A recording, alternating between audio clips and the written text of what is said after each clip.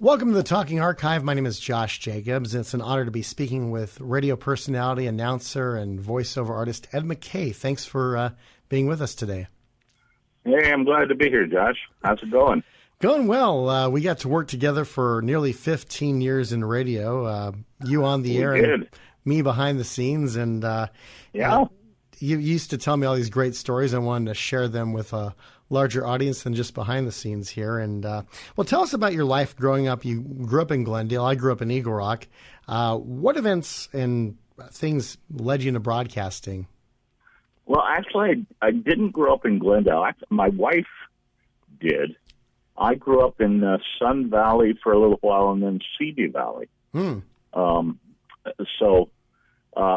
I had relatives in Glendale. I had the family in downtown L.A. when, back in the 30s and 40s and 50s.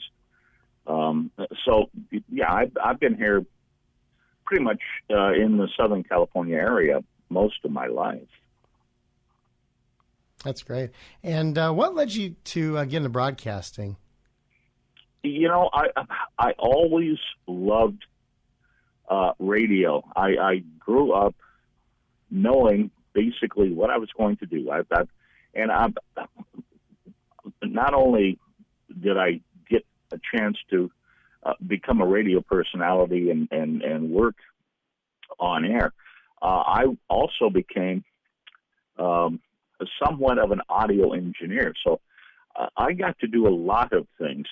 And like I say, I always wanted to be in radio as a personality. I grew up with the likes of Dick Whittinghill, Gary Owens, Loman and Barkley, and many others back in the late 50s, 60s,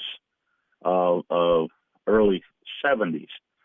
And that's what I wanted to do. And so I built a radio station, basically, when I was in high school in Simi Valley. I went to Simi Valley High School. Mm-hmm. And it was funny. They had, and I don't know if many of your listeners remember any of this, but they always had a music between going to classes. And I worked in the audio video department in high school for many years. And so they let me record on, audio tape. Back then we had, big 11-inch reels of quarter-inch audio tape. They let me record shows, and they would play during classes. And then later on, we would do live sort of kind of shows in the lunchroom. Mm-hmm. And there were about three of us. and of course, my big thing was back then, back in the 60s and 70s, was KRLA, mm-hmm. The big 1110, KHJ, and the top 40. But at the same time, FM was coming up. And a couple of the other guys that wanted to do this went to the KMET type, those types of formats. So we had a good time. Not everybody at school thought it was great, but we didn't care. We were nerds. So it's kind of like the spirit of KMET, where it was free-form rock and roll, where you played whatever you wanted to, weren't set by a playlist like Top 40 Radio had back in the day. Oh, yeah. Well, Top 40, you had, like you say, a playlist. It was very structured. FM was still trying to figure out what the heck they were going to do.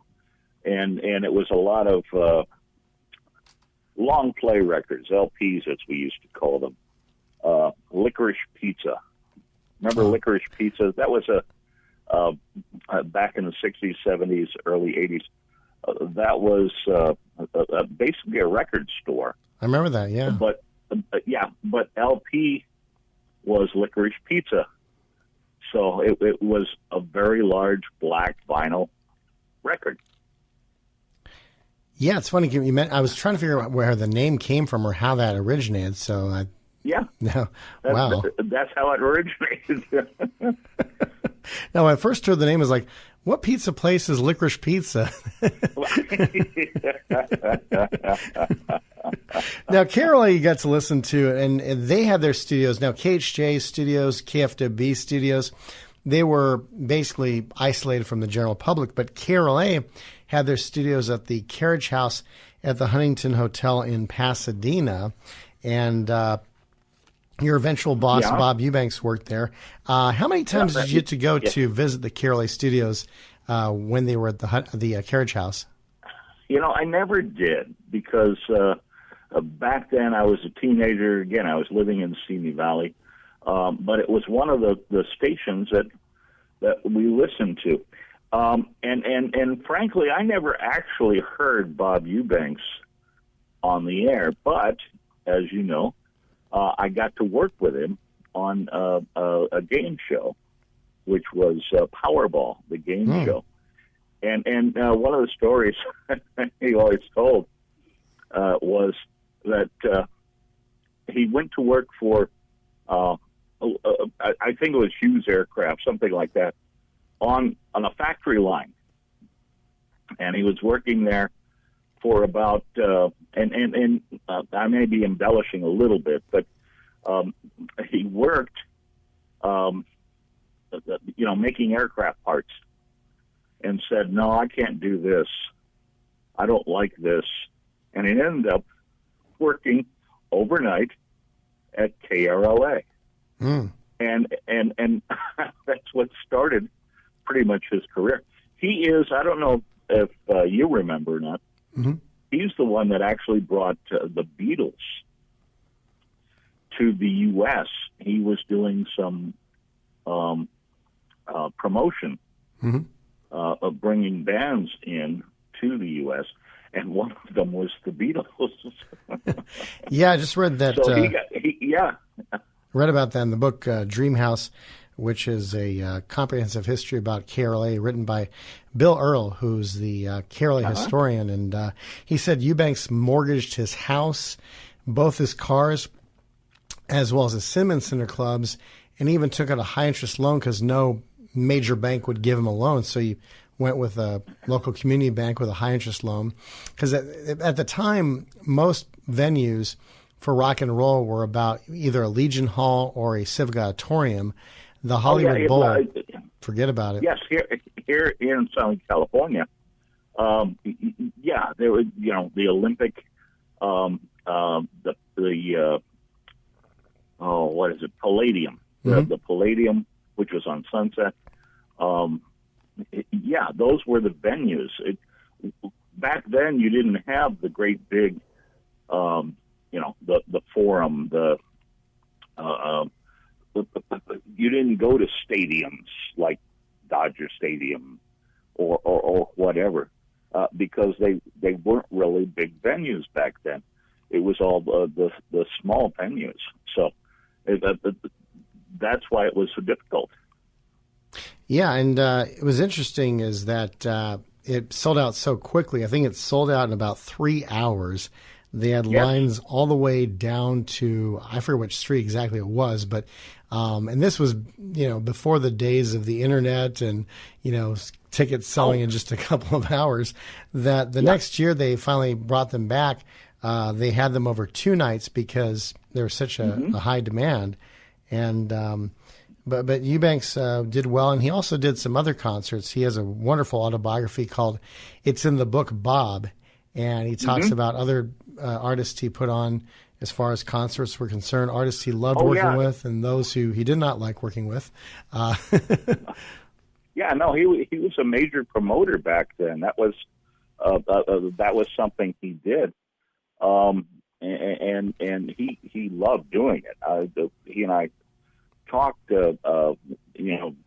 sometimes between our shows when we were working together, and he was also a big equestrian fan. He had horses. He had thoroughbreds. He had a ranch in above Santa Barbara, mm-hmm. and so you remember, and I assume everybody, I'm hoping, remembers when he was doing the Rose Parade. Oh yeah. Well, he knew everything about all those horses. That was one of his major hobbies, and he knew everything. You wanted to know about any of those horses that were in the parade. Yeah, in fact, I remember reading an interview with him years ago. He said, I love to dress up like a cowboy. I have blue jeans, cowboy boots. And he says, if you see me wearing a suit and tie, you know I'm being paid a lot of money. Yeah, that's right. And he'd go to Nudies in in North Hollywood. That was a place, Nudies, that specialized in Western wear. And every cowboy that you saw on television or in the movies, mm-hmm. They would shop there. And Nudie would customize. I mean, Autry, Gene Autry, mm-hmm. Roy Rogers, and I worked with Roy and Dale on a couple of shows when I was an audio engineer. Pat Buttram, all of them. That's where they would go for their Western wear, and it was in the San Fernando Valley.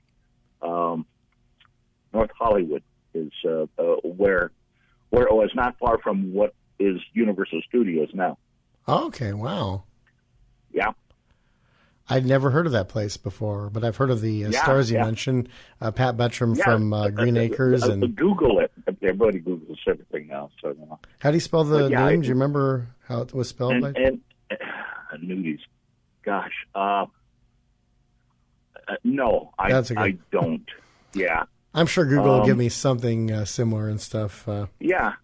And they've been gone for many years now, but that was the place that you went for Western wear, and it was custom Western wear. They were Western wear tailored. Wow, that's good stuff. I mean, when you did you go there as an adult only, or were you there as a child and maybe ran into some of these stars there? No. I went once as an adult, and it was an awesome storefront. But most of the time, I met people either working on air or working as an audio engineer on shows that we were doing with these celebrities. And you had to do some public address announcing as early as 10 years old. I was reading this at LAradio.com. Or is that embellished? No. Actually, that was one of the first things I ever did. There was a Little League field not far from my house. And a friend of mine was... I can't remember all the details, but I ended up there on the opening day at the Little League field it was in Simi Valley, and they were doing the announcing of this team and that team and stuff like that, and I'm standing next to the announce booth, and it's stadium announcing. It's just like you'd see at any other baseball game, Angels, Dodgers, whatever. And he looks at me and he says, "Here, come up here and do this. I have to go umpire." And so I got up there, and basically it was, who's coming up next, who the grounds crew was, and I did that for about 2 years. I'd go and I'd set up every afternoon the PA system, which was a battery operated, 12-volt battery, and I had so much fun. I just, again, I was the stadium announcer. So, like I say, I always knew what I wanted to do. I always knew what I was going to do. And frankly, I have been blessed to be able to do many things and meet many people. I worked. I worked at the Forum. Remember the Forum? I do, yeah. When it was a sporting event, Jack King or something. Oh, Jack Kent Cook? Yeah, Jack King Cook. I worked there, again, as an audio engineer for television. We would sit in the TV truck and broadcast the games. Oh, wow. And I was the guy that, if you heard sound, it was my job to make sure you heard it right. And I met, among other people, Charles Schulz. And we were finishing a hockey game, and we were taking all the equipment out and getting ready to pack it back in the truck. And they were moving things within the venue so that they could cover the ice for a basketball game, because the Kings played, and that's what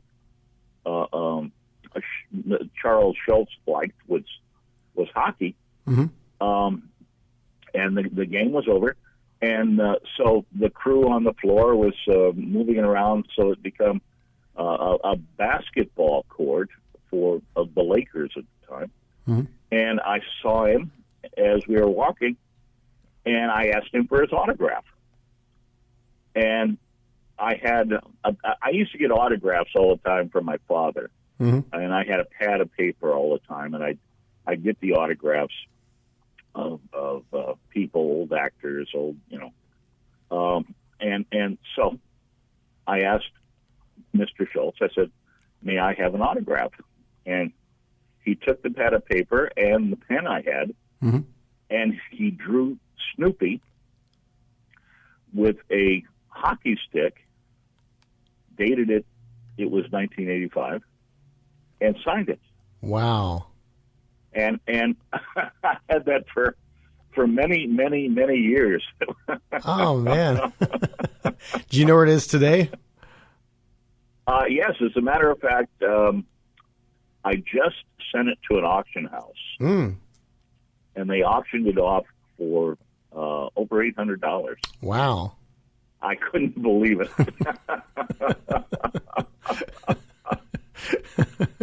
I got a season pass at Knott's Berry Farm, which is, the official Peanuts amusement park. Well, all the Cedar Fair amusement parks are. So, we're talking with Ed Mackay. This is the Talking Archive. My name is Josh Jacobs. And next time we'll find out from Ed how he got his first job in radio.